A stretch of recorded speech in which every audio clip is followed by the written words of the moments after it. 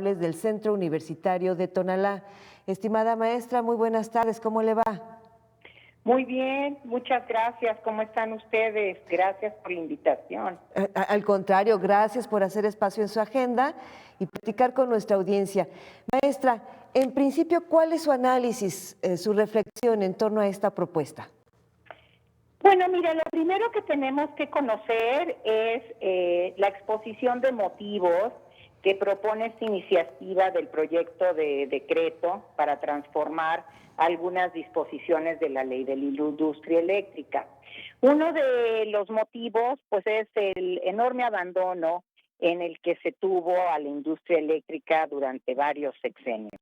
No solamente se abandonó toda la cuestión que tiene que ver con energéticos fósiles, sino también varias renovables como son las hidroeléctricas, la geotérmica y la propia nuclear. En este sentido, bueno, lo que está intentando poner el gobierno federal en este momento es, pues bueno, que el gobierno brinde seguridad energética al país y eliminar que sigan lucrando empresas privadas con el fin de garantizar esta seguridad. Entonces, lo que está proponiendo el sector al sector eléctrico es que exista un orden en cuanto a qué tipo de energía va a estar abasteciendo la red preferencialmente. En el gobierno de Calderón y en el gobierno de Enrique Peña Nieto se priorizó que las primeras que ingresaran a la red fueran energía solar y eólica producida por privados, que se les dieron concesiones a 20 años en condiciones muy desleales. Es decir, vamos a poner el caso de La Ventosa en Oaxaca. La Ventosa pertenece principalmente al gremio español de Iberdrola, Gamesa, Preneal, y ellos están generando energía eólica no para incluirla en la red eléctrica nacional, sino ellos únicamente le están vendiendo a precios más bajos que la CFE a sus clientes, y algunas de estas empresas ni siquiera pagan el peaje, es decir, el poder llevar a sus clientes energía eléctrica.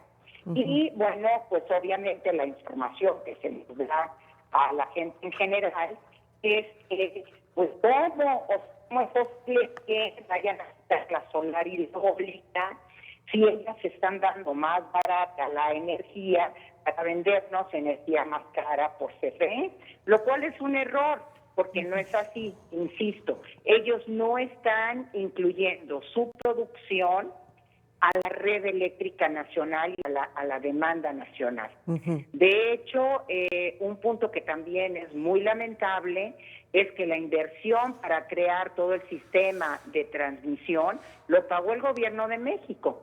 Y por otro lado, que todavía es peor, es que el recurso eólico es intermitente. Entonces hay momentos durante un día en que no se tiene suficiente viento para generar energía eléctrica, y entonces CFE está entrando a transmitir con energía, pagando y subsidiando lo de los privados, lo cual es una cuestión pues totalmente absurda, ¿no? Así es. Y lo mismo sucedió en Baja California con la otra planta eólica francesa.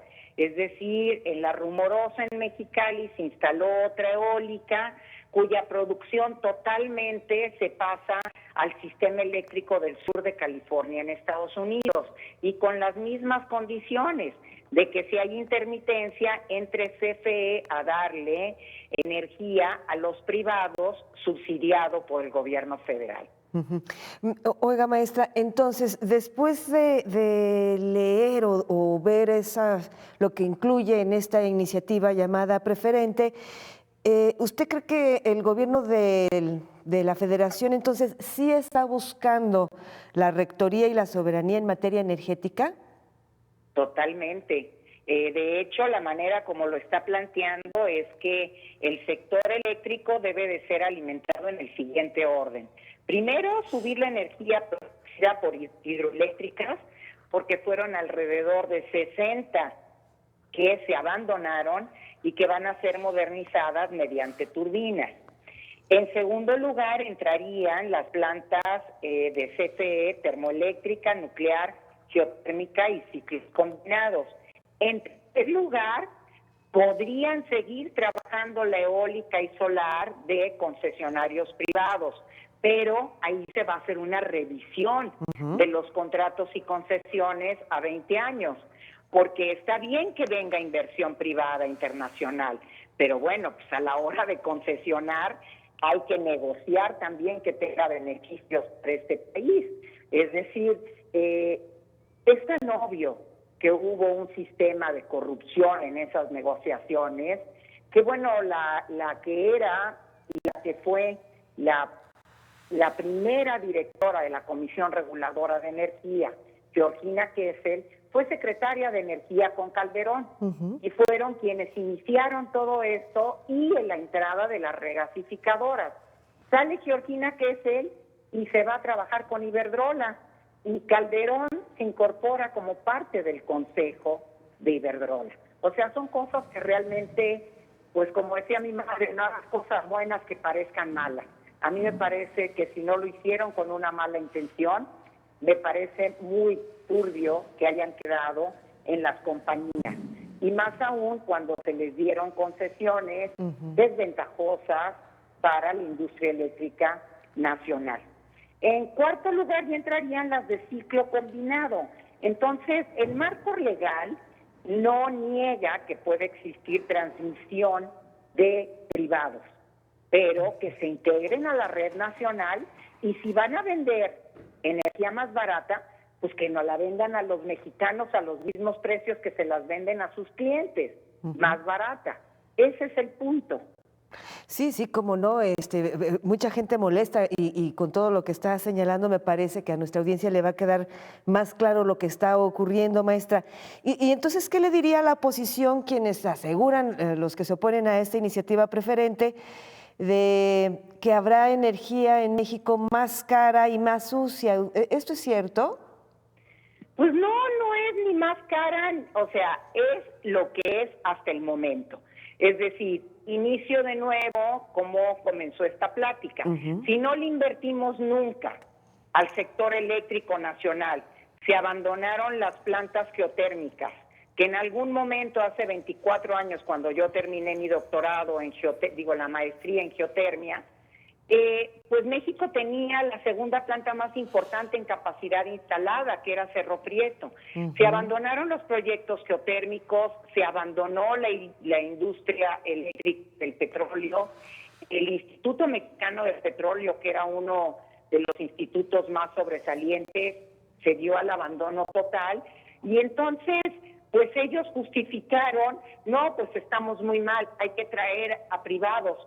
Está bien, hay que traer a privados, pero que nos vendan a los mexicanos al mismo precio. Insisto, no es una cuestión de negar la inversión privada ni a los internacionales. Es una cuestión de negociaciones de ganar-ganar, no de ganar-perder, como estamos haciéndolo en este momento.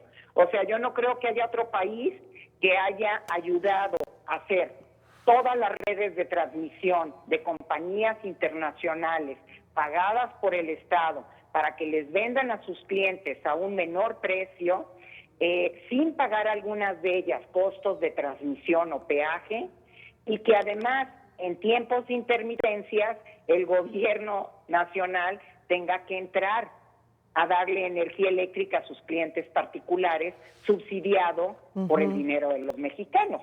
O sea, definitivamente no hay manera de poder interpretar de una mala manera lo que se ha estado haciendo.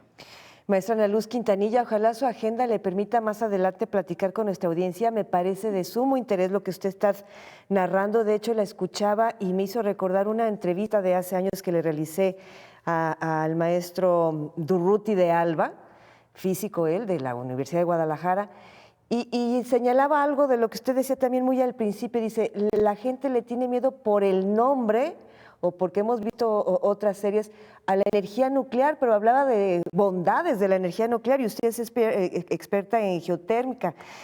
Pues así que tendremos que volver a retomar esta conversación, maestra, me parece, si su agenda se lo permite, pero sí le haría una última pregunta.